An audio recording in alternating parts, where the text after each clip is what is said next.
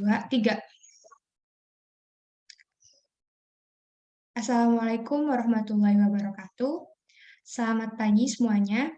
Kami dari kelompok 2B akan mempresentasikan terkait sensor bagian tim film dengan jurnal NH Aromatic Detection of Paracetamol by Immobilized Cobalt Ion on Functionalist MWC-NTS Sitosan Tin Film.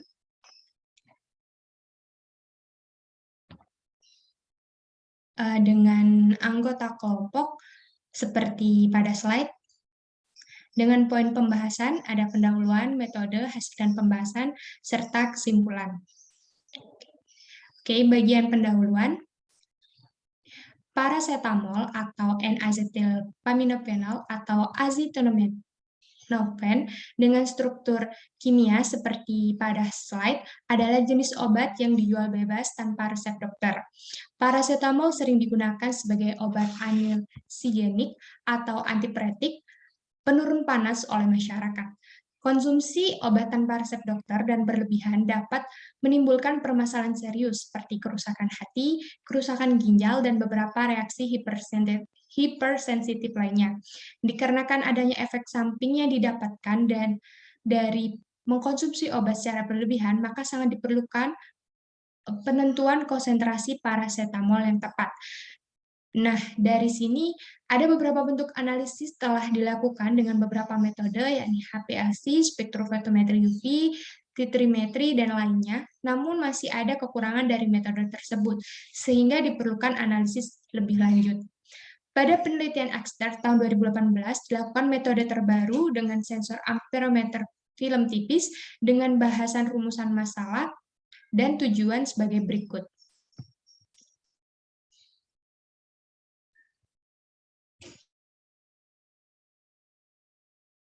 Baik, untuk metodenya akan saya ambil alih mulai dari sini.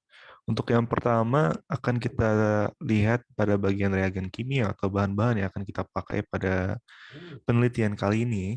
Untuk beberapa bahan atau reagen yang dipakai dalam eksperimen ini, diantaranya adalah yang pertama ada MWCNT atau dalam bahasa Inggris adalah multi-white carbon nanotube.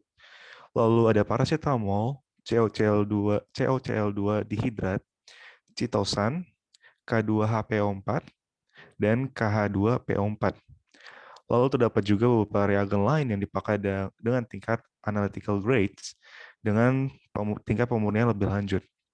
Di antara reagen lain tersebut adalah ada air deionisasi yang dipakai untuk preparasi buffer dan larutan standar, lalu ada larutan etanol 25% yang nantinya akan kita gunakan untuk pengenceran dan preparasi larutan stok paracetamol. Lalu untuk larutan dari buffer fosfat atau PBS pada beberapa kondisi pH disiapkan dengan mencampurkan larutan standar K2HPO4 dan KH2PO4. Mungkin bisa di next slide. Lalu ada karakterisasi. Bisa kita lihat di sini voltametri siklik, spektroskopi impedansi elektrokimia, dan diferensial voltametri pulse digunakan menggunakan galvanostat atau potensiostat dalam sebuah sel elektrokimia dengan sistem 3 elektrode. Sebuah kawat platina dan AgAgCl akan menjadi elektrode counter dan referensi. Semua percobaan elektrokimia tersebut dilakukan pada suhu kamar 25 derajat Celcius. Oke, bisa di next slide lagi. Lalu kita akan masuk ke bagian pemurnian dari MWCNTS atau multi-white carbon nanotube. Karena sebelum kita pakai, kita harus memurnikan bahan ini tersebut. Jadi MWCNT atau multi-white carbon nanotube didispersikan dalam campuran lautan asam nitrat dan asam sulfat 1:3, kemudian direflux pada suhu kamar selama 24 jam. Hasil produk berupa COH diencerkan dengan menambahkan air didih secukupnya. Kemudian untuk FMWCNT atau multi-white carbon nanotube yang diperoleh disaring melalui kertas saring Whatman, hasil residu dicuci beberapa kali dengan air didih sampai pH-nya mencapai 7. Untuk padatan hasil penyaringan sebelumnya dikeringkan selama 24 jam pada suhu 80 derajat Celcius dalam oven. Oke, mungkin bisa ke bagian final prosedur. Jadi, paracetamol dilarutkan dalam 25 mili 0,02 mol liter pangkat minus 1 baper fosfat pada pH 7. Kemudian elektrokimia dilakukan pada sel elektrokimia. Respon elektrokimia paracetamol pada modifikasi elektroda diteliti menggunakan voltameter siklik. Differential voltammetry pulse atau DPV nantinya akan digunakan untuk mempelajari efek dari beberapa konsentrasi berbeda dari paracetamol. Eksperimen DPV dilakukan pada rentang 0,0 volt sampai 0,8 volt pada tingkat pemindaian 0,1 volt S pangkat min 1. Perlu diingat bahwa semua percobaan dilakukan pada suhu ruang. Mungkin bisa di next slide.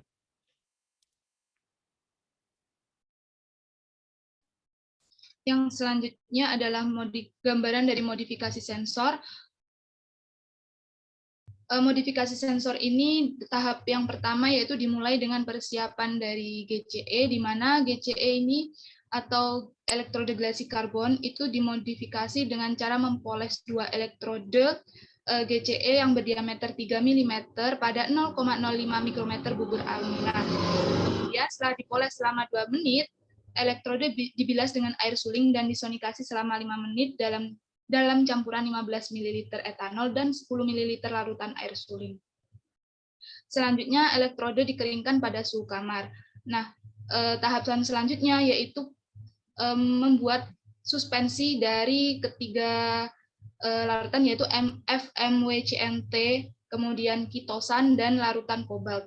Untuk pembuatan suspensi dari FMWCNT ini yaitu dengan melarutkan 2 mg FMWCNT dalam 2 ml air suling dan disonikasi selama 15 menit.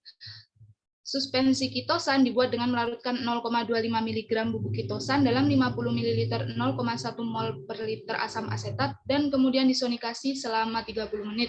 Nah, untuk larutan kobalt itu dibuat dengan melarutkan 0,1 gram COCl2 dihidrat pada 100 ml air suling dan disonikasi selama 30 menit.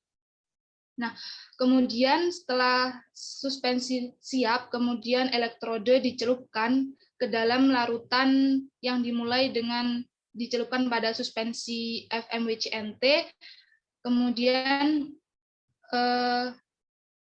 setelah dicelupkan, elektrode dikeringkan pada suhu kamar. Nah, setelah dikeringkan, maka elektrode itu akan terlapisi oleh FMWCNT, kemudian dilanjutkan lagi dengan pencelupan pada suspensi kitosan kemudian pada 5 mikromililiter setelah dicelupkan pada kitosan, kemudian elektrode dikeringkan pada suhu kamar selama 30 menit. Kemudian elektrode akan terlapisi oleh FMWCNT dan juga kitosan, kemudian dicelupkan kembali ke dalam larutan COCl2 selama 30 menit. Setelah itu diangkat dari larutan COCl2 dan kemudian elektrode dicuci menggunakan air distilasi dan dikeringkan pada suhu ruangan. Setelah kering, maka elektrode akan terlapisi oleh FMWCNT, kemudian kitosan, dan juga kobalt. Setelah itu, elektrode akan siap untuk digunakan dalam pengukuran. Selanjutnya. Nah, untuk komponen sensor sendiri itu ada 3 bagian, yaitu ada elektrode kerja, di mana pada penelitian ini elektrode kerja adalah elektrode yang dimodifikasi, yaitu GCE dengan modifikasi FMWCNT, kitosan, dan ion kobalt. Kemudian elektrode pembanding ini yaitu elektrode AgAgCl dan juga Untuk elektrode pembantunya yaitu ada elektrode platinum atau platina. Next. Baik, untuk hasil dan pembahasan, mungkin akan saya lanjutkan mulai dari sini, mungkin bisa di next slide. Untuk yang pertama ada analisis elektrokimia elektroda, yang dimana berdasarkan dari hasil analisis atau hasil dari voltamogram ini dapat kita lihat terdapat beberapa pita di sini yang dapat dikarakterisasi berdasarkan poin-poin sebagai berikut, yaitu ada poin A, B, C, D, dan juga E. Untuk dari poin A sendiri merupakan poin untuk CGE, maksud saya GCE atau Glassy Carbon Electrode, yang pada gambar dapat dilihat terdapat puncak yang sangat kecil pada 0,43 volt. Yang hal ini berkaitan dengan paracetamol, dan pada permukaan GCE atau poin yang ke B, sitosana garis miring GCE juga sama penjelasannya untuk poin A terdapat puncak oksidasi yang kecil pada 0,43 volt. Lalu untuk poin C dan D dapat dilihat terdapat kesamaan juga untuk pitanya, di mana terdapat puncak redoks pada 0,34 volt dengan konduktivitas listrik yang lebih tinggi daripada MWCNT.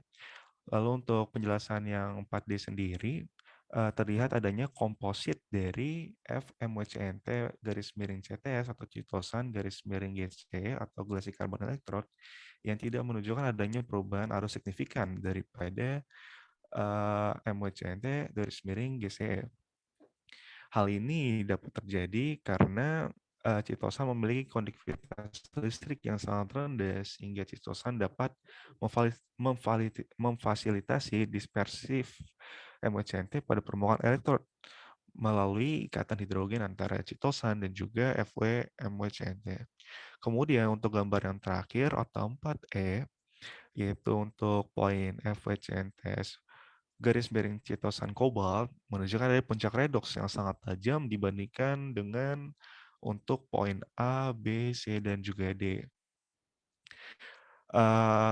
Hal ini terjadi karena adanya aktivitas redoks elektrokimia paracetamol yang lebih tinggi dibandingkan elektroda yang dimodifikasi. Tidak hanya itu, puncak oksidasi juga mengalami pergeseran menuju daerah positif dibandingkan dengan elektroda-elektroda yang sebelumnya. Peningkatan arus tersebut dikaitkan dengan efek sinergis antara citosan dan CO, di mana citosan dapat melemahkan ion CO ke dalam matriks polimer, sementara FWCNT mampu membentuk jaringan konduksi elektronik dalam komposit sehingga dapat meningkatkan aktivitas elektroanalitik CO serta meningkatkan arus puncak redoks secara signifikan. Mungkin bisa di next slide. Baik, untuk respon sensor nantinya akan dibagi dua, yaitu efek kecepatan pemindaian dan juga studi variasi pH. Mungkin untuk efek kecepatan pemindaian akan saya jelaskan dulu sebelumnya. Jadi berdasarkan efek kecepatan pemindaian, nantinya kita akan mendapatkan gambar sesuai pada poin 5A dan juga 5B. Yang dimana efek kecepatan pemindaian ini dilakukan dengan memvariasikan laju pemindaian dalam voltametri siklik. Nah, untuk gambar 5A terlihat adanya arus puncak yang meningkat secara linear dengan peningkatan laju pemindaian. Untuk gambar 5B, terdapat persamaan regresi linear pada anoda yaitu Y sama dengan 0,0045X tambah 0,807 dengan koefisien relasi atau R kuadrat anoda sebesar 0,997. Sedangkan persamaan regresi linear pada katoda yaitu Y sama dengan minus 0,0025 ditambah 0,196 dengan koefisien relasi atau R kuadrat katoda sebesar 0,999. Hal ini menunjukkan bahwa proses redoks paracetamol pada elektroda yang dimodifikasi atau MWCNT garis miring CTS kobalt adalah proses yang dibatasi oleh permukaan. Mungkin bisa dilanjutkan. Next slide. Oke, selanjutnya adalah respon sensor variasi pH, di mana adanya pH elektrolit dapat mempengaruhi respon sensor elektrokimia dari elektroda yang dimodifikasi, karena adanya reaksi redoks pada paracetamol. Nah, untuk mekanisme reaksi elektrooksidasi paracetamol dapat dilihat pada slide dengan energi yang diperlukan 0,36 volt dan 0,31 volt.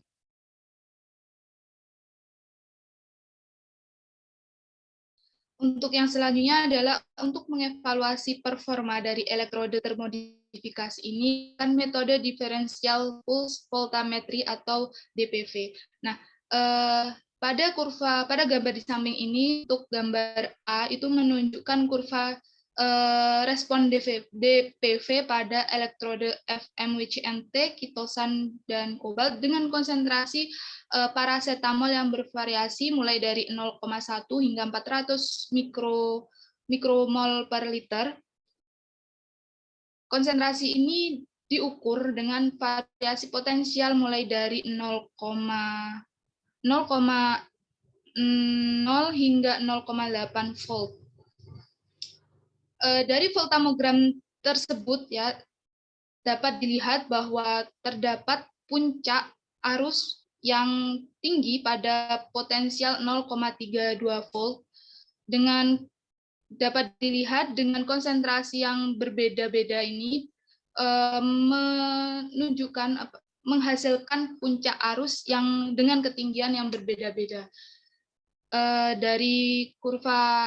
Dari voltamogram di sini juga dapat dilihat bahwa puncak arus yang dihasilkan akan semakin besar seiring dengan bertambahnya konsentrasi analit. Kemudian puncak-puncak arus ini kemudian diplotkan ke dalam kurva kalibrasi seperti yang ada di gambar B. Jadi arus yang terlihat dari puncak tersebut kemudian diplotkan dan diperoleh regresi linier sebesar 0,0636x plus 0,273x. Kemudian dari kurva regresi linier ini, dari persamaan regresi linier ini kemudian dihitung batas deteksi atau LOD-nya dengan rumus 3 kali standar deviasi Blanco sampel dibagi dengan slope dari kurva kalibrasi tersebut. Nah, dari perhitungan tersebut kemudian akan diperoleh dari hasil LOD, batas limit deteksinya, yaitu yang dihasilkan sebesar 0,01 mikromolar per liter dengan sensitivitas yang rendah yaitu sebesar 0,273 mikroampere per molar. Nah, dari tabel di bawah ini menunjukkan hasil dari berbagai elektroda untuk penentuan paracetamol. Jadi dapat dilihat tadi dengan LOD elektroda yang termodifikasi kitosan dengan kobalt ini dibandingkan elektroda yang lain itu menunjukkan batas deteksi yang lebih baik daripada elektroda yang sebelumnya ini. Next.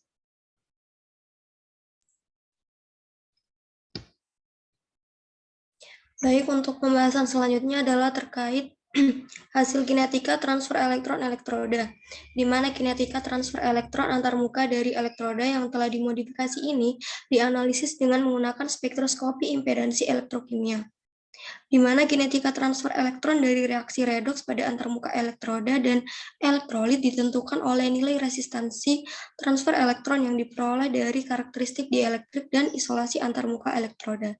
Dari analisis menggunakan spektroskopi impedansi dan elektroda yang telah dimodifikasi, diperoleh plot Nyquist setengah lingkaran, di mana pada kurva B yang berasal dari GCI dan kitosan memiliki nilai resistansi transfer elektron sebesar 250,1 kilo-ohm dan 213,32 kilo-ohm.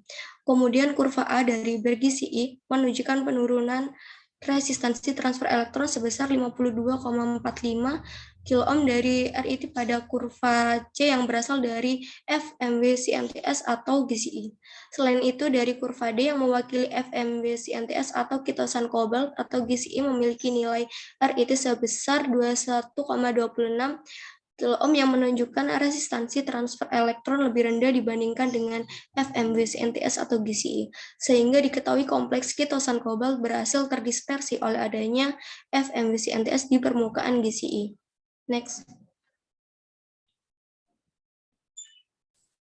Kemudian pembahasan terkait validasi metode, di mana validasi dari metode yang telah dilakukan ditentukan oleh reprodusibilitas dan stabilitas dari sensor yang telah dimodifikasi, di mana reprodusibilitas dinyatakan sebagai kesesuaian dalam pengulangan respons sensor terhadap analit yang sama, sehingga dapat dinyatakan dalam standar deviasi. Nilai dari reprodusibilitas ini diperoleh dari standar deviasi relatif yang diketahui sebesar 3,009% untuk arus puncak anodik parasetamol. Berdasarkan besarnya standar deviasi relatif tersebut, diketahui sensor yang telah dimodifikasi memiliki reprodusibilitas yang baik atau presisi yang tinggi karena reprodusibilitas sensor terhadap analit dapat digolongkan baik jika nilai dari standar deviasi relatif sebesar kurang dari 5%. Sedangkan stabilitas dari sensor yang telah dimodifikasi diketahui memiliki waktu simpan dari elektroda modifikasi, di mana parasetamol pada elektroda yang telah dimodifikasi diketahui mempertahankan arus puncaknya sebesar 90% setelah disimpan dalam lemari es dengan suhu 4 derajat Celcius selama seminggu. Hal tersebut menunjukkan bahwa sensor yang telah dimodifikasi memiliki sifat stabilitas yang baik, karena kemampuan sensor yang dapat dikatakan stabil jika membran sensor dapat mempertahankan karakteristiknya dalam kurun periode waktu tertentu dan mengalami penurunan tidak lebih dari 15% yang dalam hal ini arus puncak dapat dipertahankan sebesar 90% selama seminggu. Next. Selanjutnya, untuk memastikan kelayakan dari pengembangan sensor ini dilakukan uji pemulihan parasetamol, dilakukan pada sampel tablet dan serum manusia. Dari kedua tabel yang dihasilkan, nilai yang diperoleh dari elektroda yang dimodifikasi memiliki kemiripan yang dekat dengan hasil yang diperoleh dari teknik HPLC. Kemudian, dari pelakuan yang dihasilkan menunjukkan hasil uji recovery pada sampel tablet memiliki persentase 99,51%, sedangkan pada serum manusia 99,99%. Nah, dari presentasi yang dihasilkan sangat tinggi sehingga dapat dianggap bahwa pemulihan parasetamol pada elektroda modifikasi FMWCTNC tiosan kobalt GCM memuaskan. Baik, untuk yang terakhir adalah bagian untuk kesimpulan. Dalam penelitian ini, nanokarbon dari MWCNT atau multi-white carbon nanotube yang dimodifikasi dengan kitosan dan juga kobalt menggunakan metode self-assembly nantinya akan digunakan sebagai sensor elektrokimia untuk mendeteksi parasetamol dalam lautan berair. Analisis parasetamol dari pengukuran voltametrik menunjukkan rentang linear dinamik antara 0,1 sampai 400 mikromol liter pangkat min 1 dengan LOD rendah yaitu sebesar 0,01 mikromol kali liter pangkat min 1 dari parasetamol. Rentang dinamis dan LOD sebanding bahkan lebih baik dari analisis metode lain. Elektroda yang dimodifikasi ini digunakan sebagai alat deteksi selektif, sederhana, dan efektif dengan presisi tinggi pada sampel nyata seperti pada bidang farmasi dan serum manusia. Mungkin bisa di next slide ya. Berikut merupakan daftar pustaka yang kami pakai. Terima kasih.